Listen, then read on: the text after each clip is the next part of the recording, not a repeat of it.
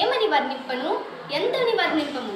ఎందరెందరో మహానుభావులు ఈ భూమిలోనే, ఇచ్చోటనే సత్కవీంద్రుని కమ్మని